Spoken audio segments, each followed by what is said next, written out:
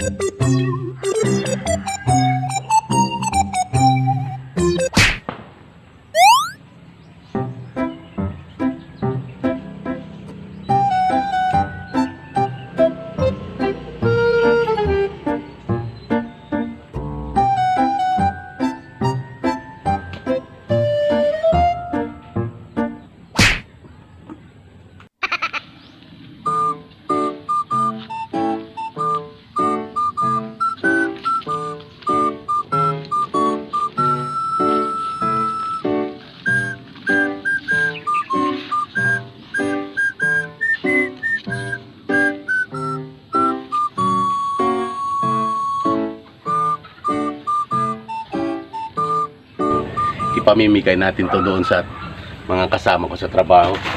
Kasi kami nag-request sa akin na talbos to ng kamote. Sabi ko, may talbos ako ng kamote sa bahay. So, ito ang request.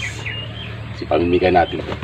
Marami pa dyan patola. Siguro na iniwan ko ng mga 5. Kasi pag ikonsumo lang to dito, baka hindi maubusan.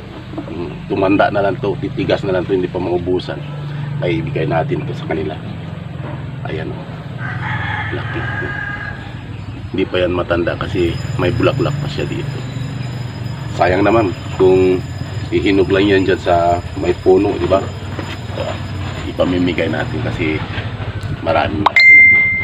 Mayroon pa man dyan na iwan.